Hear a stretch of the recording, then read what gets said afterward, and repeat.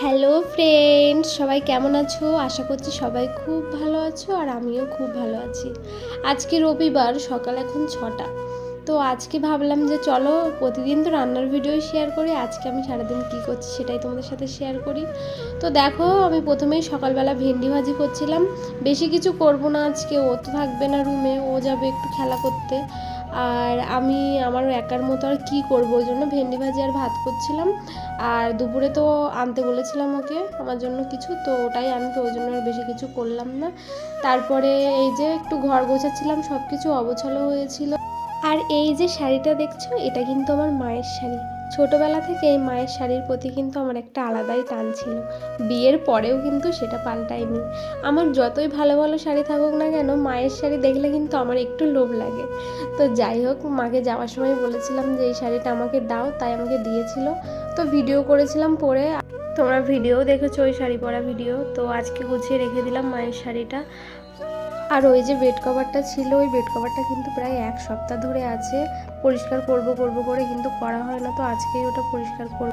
আমার আগের একটা ভিডিওতে আমি বলেছিলাম যে আমাকে একজন খারাপ কমেন্ট করেছে যে আমার রান্না নাকি খারাপ, কুকুরের পেটেও যাবে না। তো সেই ভিডিওটাতে কিন্তু আমাকে অনেকেই ভালোবাসা দিয়েছে আর বলেছে যে দিদিভাই তোমার রান্নাগুলো খুব ভালো হয়, লোকের কথায় কান দিও না।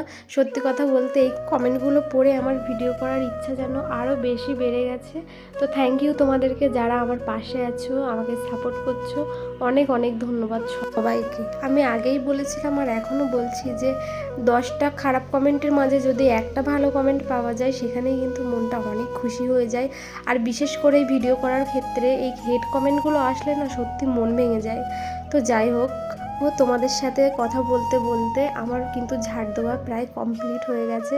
রান্নাঘর থেকে ঝাড় দিয়ে নিয়ে আসলাম, এবার বারান্দাটা ঝাড় দেবো। তো আমি ভাবছিলাম যে কেন না শুধু রান্নার ভিডিও না দিয়ে বড় ভিডিও দিলে কেমন হয়। তোমাদের কি মতামত একটু জানিও, আর আমার এই বড় ভিডিওগুলোই প্লিজ প্লিজ অনেক সাপোর্ট করো। তো আমার কিন্তু তোমাদের সাথে কথা বলতে বলতে ঝাড় দেওয়া একদম কমপ্লিট হয়ে গেছে। এবার আমি রান্নাঘরটা একটু গুছিয়ে নেবো। কালকে রাত্রেই রান্নাঘরটা গুছিয়ে নিতাম, যেহেতু আমি রাত্রে করেই রান্নাঘরটা গুছিয়ে নিই রান্না করার পরে, কিন্তু কালকে অনেক রাত হয়ে গেছিলো বলে আর গোছানো হয়নি। তো সেটা আজকে সকালে করছি। সত্যি কথা বলতে যেখানে রান্না করা হয় সেই জায়গাটা যদি পরিষ্কার না থাকে, রান্না কিন্তু করতে একদমই ইচ্ছা হয় না। এবার আমি থালা বাসনগুলো ধুয়ে নেবো। কালকে রাত্রের থালা বাসন ছিল, বললাম যে কালকে ঘুমাতে অনেক লেট হয়ে গেছিলো, ওই জন্য থালা বাসনগুলো আমি আর ধুয়ে নিইনি, শুধু কড়াইটা ধুয়েছিলাম সকালে উঠে রান্না করতে হবে বলে। তো থালা বাসনগুলো ধুয়ে নিলাম। এবারে একটু নিজের যত্ন নিয়ে নিই। সকাল থেকে তো অনেক কাজ বাজ অনেক অনেক কিছুই হলো।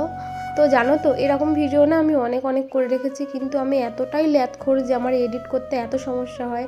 তো আমি ওই জন্য ভেবে নিয়েছি যে যেদিনকার ভিডিও আমি কিন্তু সেদিনেই ছেড়ে দেবো। নাহলে আমার এই এডিট করতে সমস্যা নেই, তবে ভয়েস দিতে আমার অনেক সমস্যা হয়। তারপরে একটু জল খেয়ে নিচ্ছিলাম।